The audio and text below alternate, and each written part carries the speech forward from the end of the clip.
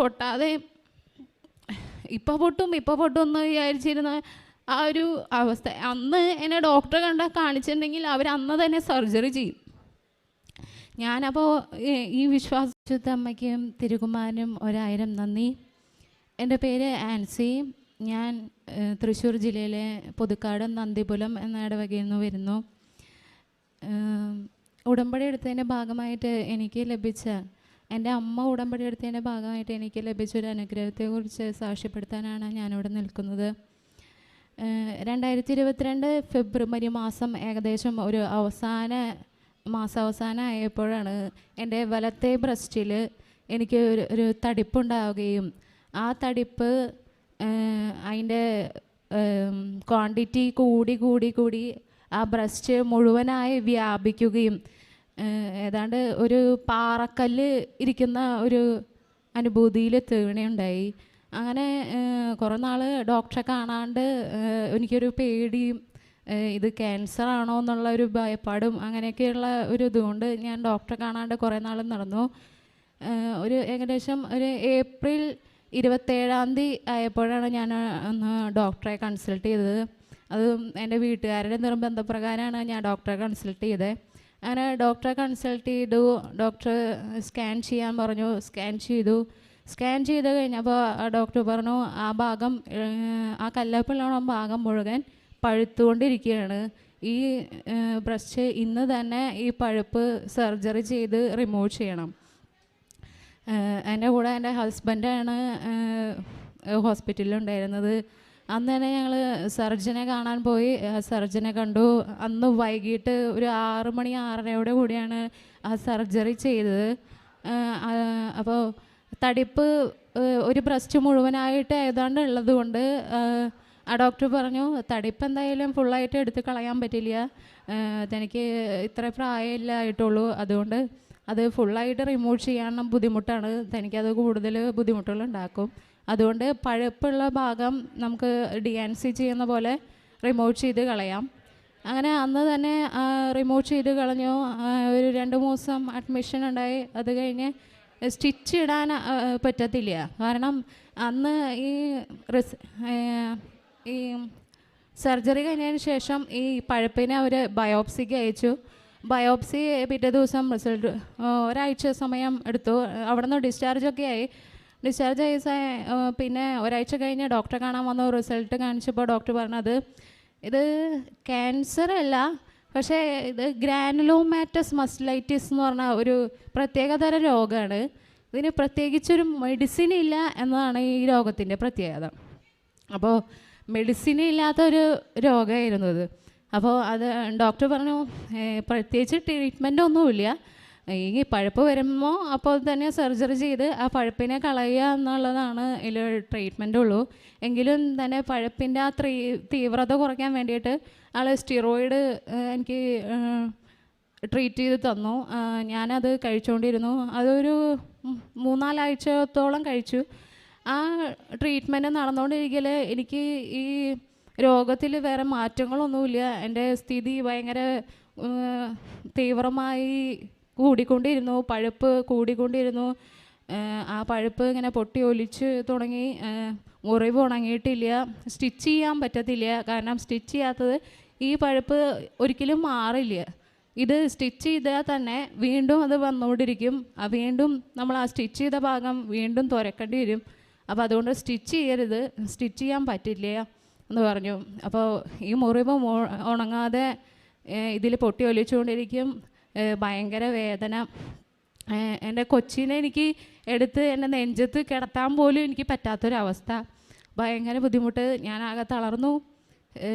1 minute പോലും എനിക്ക് ഇരിക്കാനോ നിൽക്കാനോ ഒന്നിനും പറ്റണില്ല. വേദന കൊണ്ട് സഹിക്കാൻ പറ്റണില്ല. അങ്ങനെ ഞാൻ ഒത്തിരി പ്രാർത്ഥിക്കുന്ന ഒരു വ്യക്തിയാണ്. അങ്ങനെ ആ ഡോക്ടറുടെ ട്രീറ്റ്മെൻറ്റ് എനിക്ക് ഈ സ്റ്റിറോയിഡ് കഴിച്ചതിന് ശേഷം എനിക്ക് ആകെ ബുദ്ധിമുട്ടുകൾ കൂടുന്നല്ലാണ്ട് കുറയണില്ല.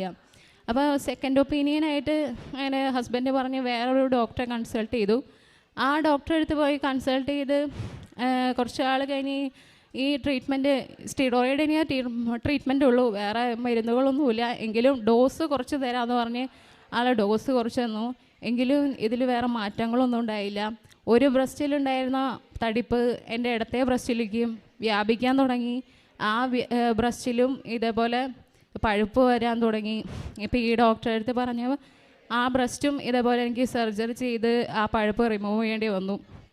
അങ്ങനെ അത് കഴിഞ്ഞ് ആ ഡോക്ടർ പറഞ്ഞു, ഈ ട്രീറ്റ്മെൻറ്റ് ഇനി മുന്നോട്ട് കൊണ്ടുപോകാൻ പറ്റില്ല, ഞാനൊരു വേറെ ഡോക്ടറെ റെഫർ ചെയ്ത് തരാം. അപ്പോൾ അങ്ങനെ തൃശ്ശൂർ അമല ഹോസ്പിറ്റലിൽ ഒരു ഡോക്ടറെ കാണാനായിട്ട് വീണ്ടും പോയി, അവിടെ മെയിൻ സർജനെ.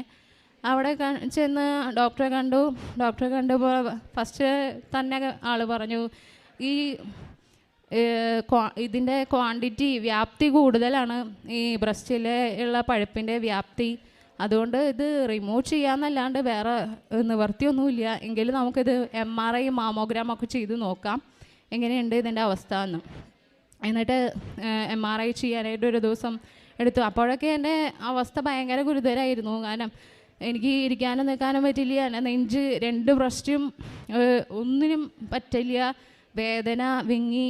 നമുക്കൊരു ചെറിയൊരു കാലിലൊരു മുറിവുണ്ടായാൽ തന്നെ ആ പഴുപ്പ് വരുമ്പോൾ നമുക്കുള്ള വേദന ഈ 2 ബ്രസ്റ്റിലും പഴുത്തുകൊണ്ടിരിക്കുമ്പോഴുള്ള വേദന സഹിക്കാൻ പറ്റാണ്ടായി തുടങ്ങി. അങ്ങനെ ഈ ഡോക്ടറെ കണ്ട് വീണ്ടും MRI ചെയ്യാൻ പോയി. MRI ചെയ്തു. MRI ചെയ്ത് 2 ദിവസം കഴിഞ്ഞപ്പോൾ റിസൾട്ട് കിട്ടി. റിസൾട്ട് കാണിച്ചു. ഡോക്ടർ പറഞ്ഞു, ഇനി നമുക്ക് സർജറി ചെയ്യാമെന്നല്ല നിവർത്തിയുള്ളൂ. ഇത് സർജറി ചെയ്ത് ഇപ്പോൾ ഒരു ബ്രസ്റ്റിൻ്റെ, ഇപ്പോൾ ഇടത്തെ ബ്രസ്റ്റിൽ അധികം പ്രശ്നമായിട്ടില്ല. ഇപ്പോൾ വലത്തെ ബ്രസ്റ്റാണ്, ഒരു 3/4 ഭാഗോളം ഏതാണ്ട് പഴുപ്പായി. അപ്പോൾ ആ 3/4 ഭാഗം എടുത്ത് കളഞ്ഞ് നമുക്ക് അവിടെ ഒരു പ്ലാസ്റ്റിക് സർജറി ചെയ്യാം. അത് ചെയ്യണമെങ്കിൽ തന്നെ ആ അടുത്തോളം ഭാഗം പഴുക്കാതെ ഉണങ്ങണം. അതിനുള്ള ചാൻസ് വളരെ കുറവാണ്. പിന്നെ ഇത് ഇനി എടുത്താൽ തന്നെ ഇനി ഉണ്ടാവില്ല എന്നും പറയാൻ പറ്റില്ല. അതുകൊണ്ട് ഈ സർജറി എത്രത്തോളം സക്സസ് ആവുമെന്ന് ഡോക്ടർ ഉറപ്പ് പറയുന്നില്ല. അങ്ങനെ ഒരു നിവർത്തിയില്ലാതെ ഡോക്ടറെ കൺസൾട്ട് ചെയ്ത് അങ്ങനെ പോന്നു. ഡോക്ടർ പറഞ്ഞു, ഇനി സർജറിക്ക് എന്നാൽ തനിക്ക് താല്പര്യം എന്ന് വെച്ചിട്ടുണ്ടെങ്കിൽ ഡേറ്റ് നമുക്ക് നിങ്ങൾ ആലോചിച്ച് തീരുമാനിച്ചാൽ മതി, എന്നിട്ട് വന്ന് കണ്ടാൽ മതി എന്ന് പറഞ്ഞു. എന്നാൽ അവിടെ നിന്ന് ഇങ്ങനെ പോന്നു. അത് കഴിഞ്ഞ് വീട്ടിലെത്തി വീട്ടുകാരോട് പറഞ്ഞു. എല്ലാവരും ഭയങ്കര സങ്കടത്തിലായിരുന്നു. ഞാനും ആകെ തളർന്നു. ഇനി ഇതെന്താവും എന്ന് എനിക്കൊരു പിടിപാടുണ്ടായിരുന്നില്ല.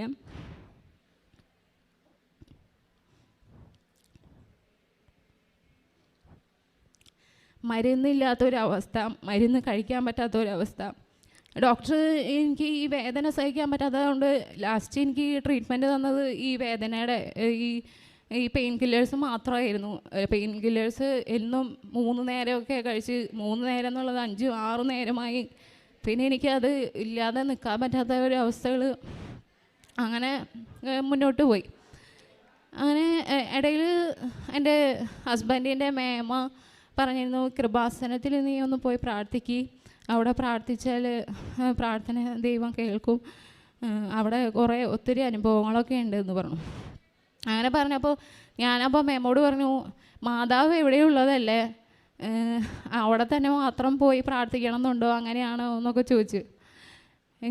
അങ്ങനെ ചോദിച്ച് അത് പിന്നെ അങ്ങനെ പോയി. അത് കഴിഞ്ഞിട്ടാണ് ഞാൻ ഈ മലയിലൊക്കെ ഹോസ്പിറ്റലിലൊക്കെ പോയി യാതൊരു നിവൃത്തിയില്ലാതെ ഞാൻ എൻ്റെ വീട്ടിലേക്ക് എത്തി. അവിടുന്ന് എൻ്റെ അമ്മ എങ്ങനെയോ ഈ കൃപാസനത്തെ അറിയാൻ തുടങ്ങി, ഒരു ബ്രദർ വഴി അറിയാൻ തുടങ്ങി. അപ്പോൾ അമ്മ ഓഗസ്റ്റ് 18 2022 ഓഗസ്റ്റ് 18 കൃപാസനത്തിൽ വന്ന് അമ്മ എനിക്ക് വേണ്ടി ഉടമ്പടി എടുത്ത് പ്രാർത്ഥിച്ചു.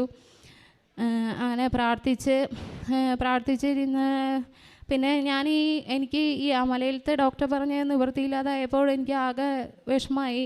പിന്നെ അമ്മ പറഞ്ഞു, നീ അമ്മോട് പ്രാർത്ഥിക്ക്, അവിടെ നിന്നാണ് ഇനി എല്ലാം തരുള്ളൂ എന്ന് പറഞ്ഞു. എന്തായാലും ഡോക്ടേഴ്സുമാർക്ക് ഇനി ഒന്നും ചെയ്യാനില്ല എന്ന് അവർ വിധി എഴുതി. അങ്ങനെ ഞാൻ അമ്മ പറഞ്ഞതനുസരിച്ച് പ്രാർത്ഥിക്കാൻ തുടങ്ങി. അമ്മ അന്ന് ഓഗസ്റ്റ് 18 പോയി വന്നിട്ട് എനിക്ക് ഉപ്പും തേനും പിന്നെ അമ്മയുടെ കയ്യിൽ കിട്ടിയ ആ തൈലവും എനിക്ക് എൻ്റെ 2 ബ്രസ്റ്റുകളിൽ തേച്ച് തരായിരുന്നു. അങ്ങനെ കുറേ നാൾ പ്രാർത്ഥിച്ചു. അമ്മ ഒരു പ്രത്യക്ഷീകരണ ആ ഉടമ്പടി പ്രാർത്ഥന ഞാൻ അമ്മയുടെ ബുക്കിൽ നിന്ന് എഴുതിയെടുത്ത് ഞാൻ പ്രാർത്ഥിക്കാൻ തുടങ്ങി. എൻ്റെ പ്രാർത്ഥനയുടെ ശക്തി കൂടി, കൊന്തകൾ എത്തിക്കാൻ തുടങ്ങി. അമ്മ ഈ കാരുണ്യ പ്രവർത്തനം ചെയ്യുന്ന ഭക്ഷണങ്ങൾ അതിൽ ഒരു പാർട്ടായിട്ട് അമ്മയുടെ കൂടെ നിൽക്കാൻ തുടങ്ങി. അങ്ങനെയൊന്നും നിൽക്കാനുള്ള ഒരു അവസ്ഥയിലല്ല ഞാൻ. എങ്കിലും ഞാൻ അമ്മയുടെ കൂടെ നിൽക്കാൻ തുടങ്ങി. പിന്നെ അമ്മ പോകുമ്പോഴൊക്കെ ഈ പത്രം വാങ്ങിച്ച് കൊടുക്കാനുള്ള ഒരു ഇത് തുടങ്ങി. പിന്നെ മറ്റുള്ളവരോട് പറയാൻ തുടങ്ങി. അങ്ങനെ കുറേ അപ്പോൾ ഈ രോഗം ഇങ്ങനെ കൂടിക്കൊണ്ടിരിക്കണം. മരുന്നില്ല, മരുന്ന് കഴിക്കണില്ല. ഡോക്ടറെ കാണാൻ എനിക്ക് ഇപ്പോൾ പോവാൻ ഇഷ്ടമില്ലാത്തൊരവസ്ഥയായി. ഡോക്ടറെ കാണണ്ട എന്നുള്ള ഒരവസ്ഥയായി. അങ്ങനെ പ്രാർത്ഥിച്ചു കൊണ്ടിരുന്നു. ഒത്തിരി വിശ്വാസത്തോടു കൂടി പ്രാർത്ഥിച്ചു കൊണ്ടിരുന്നു. പ്രത്യക്ഷീകരണ മാതാവിൻ്റെ പ്രാർത്ഥന എല്ലാ ദിവസവും 5:30 മണിക്ക് മുടങ്ങാതെ ഞാൻ ചൊല്ലുമായിരുന്നു. ഈ മാതാവിൻ്റെ ഈ കൊന്ത എത്തിക്കുകയായിരുന്നു. പിന്നെ ഉപ്പ് ഞാൻ എൻ്റെ കുളിക്കുന്ന വെള്ളത്തിലിട്ട് കുളിക്കും. എൻ്റെ ഭക്ഷണം ഞാൻ കഴിക്കണേൽ ഉപ്പിട്ട് കഴിക്കും. അങ്ങനെ തേനും ഞാൻ കഴിച്ചിരുന്നു. അങ്ങനെ പിന്നെ അമ്മ തരുന്ന ആ തൈലം എൻ്റെ 2 ബ്രസ്റ്റുകളിലും അമ്മ തന്നെ എനിക്ക് തേച്ചു തരുമായിരുന്നു. അങ്ങനെ ആ കാലയളവ് കഴിഞ്ഞു. ബ്രസ്റ്റിലെ ഈ റൈറ്റ് ബ്രസ്റ്റിലെ അവസ്ഥ ഗുരുതരമായി തുടങ്ങി. പഴുപ്പ് ഇങ്ങനെ ബ്രസ്റ്റ് വന്ന് വീർക്കാൻ തുടങ്ങി. പഴുപ്പ് വീർത്ത് ആദ്യമൊക്കെ പഴുപ്പ് പൊട്ടിപ്പോയായിരുന്നു. പിന്നെ ഇത് പൊട്ടുന്നില്ല. ഇത് വീർത്ത് ബ്രസ്റ്റ് ആകെ വികൃതമായി തുടങ്ങി. ഒന്നാമത് സർജറി ചെയ്ത കാരണം കൊണ്ട് അവിടെ സ്റ്റിച്ച് ചെയ്തിട്ടില്ല. അപ്പോൾ അതവിടെ ഒരു മാർക്ക് പോലെയുണ്ട്. പിന്നെ ഈ ബ്രസ്റ്റ് പഴുപ്പ് വന്ന് വീർത്ത് ഷേപ്പ്ലെസ് ആയി തുടങ്ങി. അങ്ങനെ ഞാൻ എൻ്റെ വീട്ടിൽ വന്നു. അപ്പോൾ അമ്മ 1 മാസം കഴിഞ്ഞു, ഉടമ്പടി എടുത്ത് കഴിഞ്ഞ് 1 മാസമായി. അപ്പോൾ അമ്മ പറഞ്ഞിരുന്നു, ഇവിടെ വന്ന് ജോസഫ് അച്ഛനെ കണ്ട് നമുക്കൊരു ബ്ലെസ്സിങ് വാങ്ങിയിട്ട് ഇനി അടുത്ത ട്രീറ്റ്മെൻറ്റിൽ എന്താണെന്ന് വെച്ചാൽ ചെയ്യാം എന്ന് പറഞ്ഞു. നീ നന്നായി പ്രാർത്ഥിക്കുക, അച്ഛനെ കാണാനുള്ള സാഹചര്യം ഒരുക്കാനൊക്കെ. അപ്പോൾ ഞാൻ നന്നായി പ്രാർത്ഥിച്ചു തുടങ്ങി. അങ്ങനെ സെപ്റ്റംബർ മാസം 23-ാം തീയതിയാണ് ഞങ്ങളിങ്ങോട്ട് വരാൻ തീരുമാനിച്ചിരുന്നത്. അന്ന് എന്തോ ഹർത്താലൊക്കെ ആയി. അപ്പോൾ അന്ന് വരാൻ പറ്റിയില്ല. എനിക്കാണെങ്കിൽ എൻ്റെ ഈ ബ്രസ്റ്റ് വീർത്ത് നിൽക്കാനിരിക്കാൻ പറ്റാത്ത അവസ്ഥയായി. ഞാനപ്പോൾ ഈ പ്രത്യക്ഷീകരണ മധ്യസ്ഥ പ്രാർത്ഥന 5:30 മണിക്ക് എന്നുള്ളത് ഞാനിപ്പോൾ എല്ലാ നേരവും ചൊല്ലാൻ തുടങ്ങി. എൻ്റെ വേദന സഹിക്കാനുള്ള ശക്തി തരാൻ വേണ്ടി എല്ലാ നേരവും ചൊല്ലാൻ തുടങ്ങി.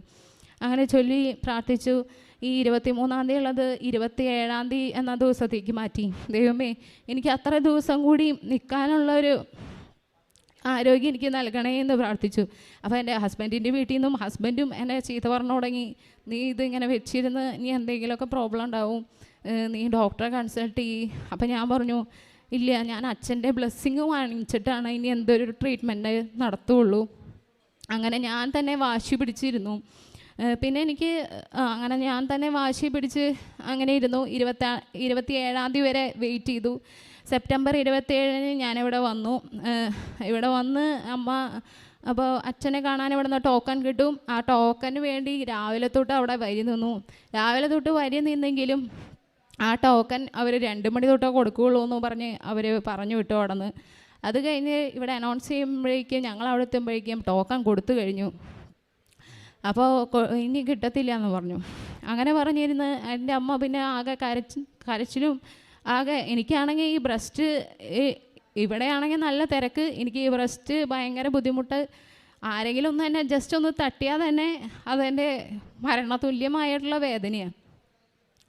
അങ്ങനെ അമ്മ എന്നെ ഒരു സ്ഥലത്ത് ഇരുത്തി. അമ്മ വീണ്ടും അവിടെ പോയി പറഞ്ഞ് അവർ ടോക്കൺ കൊടുത്തു. ആ ടോക്കണും കൊണ്ട് ഞാനിവിടെ വന്നു. അച്ഛൻ്റെ അടുത്ത് വന്ന് പ്രാർത്ഥിച്ച് അച്ഛൻ ആ കുരിശും ഒക്കെ പിടിച്ച് പ്രാർത്ഥിച്ചു. അത് കഴിഞ്ഞിട്ട് അച്ഛൻ ആ തൈലം എൻ്റെ കയ്യിൽ എടുത്തിട്ട് എൻ്റെ കൈ കൊണ്ട് തന്നെ ആ തൈലം എടുത്തിട്ട് അച്ഛൻ പറഞ്ഞു, നീ സുഖപ്പെട്ട് കഴിഞ്ഞാൽ നീ ഇവിടെ വന്ന് സാക്ഷ്യപ്പെടുത്തുമെന്ന് ചോദിച്ചു. അപ്പോൾ ഞാൻ പറഞ്ഞു, ഞാൻ സാക്ഷ്യപ്പെടുത്താം എന്ന് പറഞ്ഞു. അങ്ങനെ ആ തൈലം അച്ഛൻ എൻ്റെ കൈ കൊണ്ട് എടുത്ത് തന്നിട്ട് പറഞ്ഞു, നീ ഇത് ഒരു 3 പ്രാവശ്യം വിശ്വാസ പ്രമാണം ചൊല്ലിയിട്ട് 2 ബ്രസ്റ്റിലായിട്ട് കുരിശു വരയ്ക്കുക എന്ന് പറഞ്ഞു. അങ്ങനെ ഞാൻ അതുകൊണ്ട് ഇവിടെ നിന്ന് പ്രാർത്ഥിച്ച് ബാത്റൂമിലേക്ക് പോയി. ഇവിടുത്തെ ബാത്റൂമിൽ തന്നെ പോയി ഇത് 3 വിശ്വാസ പ്രമാണം ചൊല്ലി ഞാൻ എൻ്റെ റൈറ്റ് ബ്രസ്റ്റിൽ ഈ കുരിശു വരച്ച സമയത്ത് ആ ബ്രസ്റ്റിൽ വീർത്ത് നിൽക്കുന്ന ആ പഴുപ്പ് പൊട്ടി. അത്രയും ദിവസം പൊട്ടാതെ ഇപ്പോൾ പൊട്ടും എന്ന് വിചാരിച്ചിരുന്ന ആ ഒരു അവസ്ഥ. അന്ന് എന്നെ ഡോക്ടറെ കാണിച്ചിട്ടുണ്ടെങ്കിൽ അവർ അന്ന് തന്നെ സർജറി ചെയ്യും. ഞാനപ്പോൾ ഈ വിശ്വാസത്തിന് മേലെ പിടിച്ചു നിന്ന് 27-ാം തീയതി വരെ എത്തിച്ച് ഇവിടെ വന്ന് ഇവിടെ വന്ന് ഈ തിരക്കിൻ്റെ ഉള്ളിൽ നടന്നെങ്കിലും എനിക്ക് യാതൊരു കുഴപ്പവും ഉണ്ടായിരുന്നില്ല. ഞാൻ ഇടയ്ക്കിടയ്ക്ക് എൻ്റെ ബ്രസ്റ്റ് നോക്കിയായിരുന്നു, എൻ്റെ ഡ്രസ്സ് നനയുന്നുണ്ടോ എന്ന് നോക്കുകയായിരുന്നു. അങ്ങനെ ഒന്നും ഒരു കുഴപ്പമുണ്ടായിരുന്നില്ല. അച്ഛൻ ആ തൈലം എനിക്ക് തന്ന് ഞാനിത് വിശ്വാസ പ്രമാണം ചൊല്ലി കുരിശ് വരച്ചതിന് ശേഷമാണ് ആ ബ്രസ്റ്റ് അവിടെ പൊട്ടി അത് മുഴുവൻ പഴുപ്പൊക്കെ പുറത്തേക്ക് വന്നു തുടങ്ങി. എൻ്റെ ഡ്രസ്സാകെ നനഞ്ഞു. ഞാൻ പിന്നെ കോട്ടണും ഇതൊക്കെ എൻ്റെ കയ്യിൽ ഞാൻ ക്രോസ് ബാഡൊക്കെ ഞാൻ ബാഗിൽ സൂക്ഷിച്ചിരുന്നു. പെട്ടെന്ന് അമ്മേനെ വിളിച്ചു, അമ്മ വന്നു, ആ കോട്ടണൊക്കെ എടുത്തു. ബ്രസ്റ്റിൽ നിന്ന് ഈ പഴുപ്പ് ഇങ്ങനെ ഒഴുകിക്കൊണ്ടിരിക്കുകയായിരുന്നു. അങ്ങനെ ഒഴുകി ഒരുവിധം ആ പഴുപ്പൊക്കെ പുറത്തേക്ക് പോയി. എന്നിട്ട് അത് പാച്ച് ചെയ്ത് വെച്ചു. അപ്പോൾ തന്നെ അങ്ങനെ ആ പാച്ച് ചെയ്ത് അന്ന് ഞാനിവിടെ നിന്ന് ഒത്തിരി പ്രാർത്ഥിച്ച് ഇവിടെ നിന്ന് പോയി. പിറ്റേ ദിവസം ഞാൻ രാജഗിരി ഡോക്ടറെ കൺസൾട്ട് ചെയ്യാൻ വേണ്ടിയിട്ട് എറണാകുളത്ത് രാജഗിരി ഹോസ്പിറ്റൽ ബുക്ക് ചെയ്തിട്ടുണ്ടായിരുന്നു. അങ്ങനെ ആ ഡോക്ടറെ കാണാനായിട്ട് പോയി. ആ ഡോക്ടറെ കാണാൻ പോയി ഡോക്ടറോട് ഈ റിസൾട്ടുകളെല്ലാം കാണിച്ചു. അപ്പോൾ ഡോക്ടർ പറഞ്ഞു, താനിത് പേടിക്കൊന്നും വേണ്ട, ഇത് ഒരിക്കലും ഒരു ക്യാൻസർ ആവില്ല, പിന്നെ ഇതിന് ട്രീറ്റ്മെൻറ്റും ഇല്ല. പിന്നെന്ന് വെച്ചാണെങ്കിൽ ഇത് ഇങ്ങനെ പഴുപ്പ് വരുമ്പോൾ നമുക്ക് കുറച്ച് ബുദ്ധിമുട്ടുണ്ടാവും. ആ പഴുപ്പിനെ ഇനി ഒരിക്കലും അത് സർജറി ചെയ്ത് റിമൂവ് ചെയ്യേണ്ട ആവശ്യമില്ല.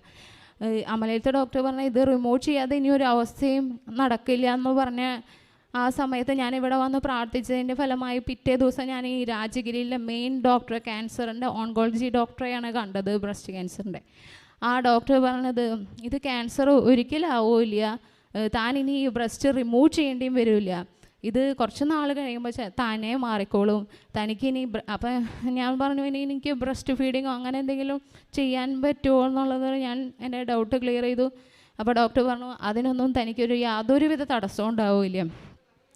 അങ്ങനെ ഞാനിവിടെ വന്ന് പ്രാർത്ഥിച്ചതിൻ്റെ ഫലമായിട്ട് അങ്ങനെ എനിക്കൊരു അനുഗ്രഹം ഉണ്ടായി. ഞാൻ അന്ന് തൊട്ട് ഇന്ന് വരെ എനിക്ക് ബ്രസ്റ്റിൽ യാതൊരുവിധ പ്രശ്നവുമില്ല. എൻ്റെ 2 ബ്രസ്റ്റും ഓക്കെയാണ്.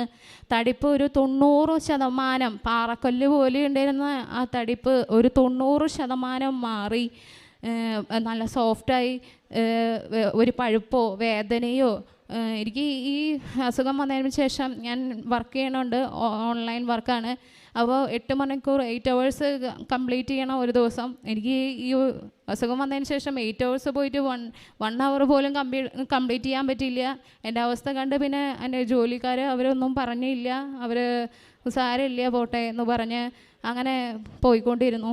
ഇന്ന് ഞാൻ ഫുൾ ഓക്കെയാണ്, എനിക്ക് ഒരു കുഴപ്പമില്ല.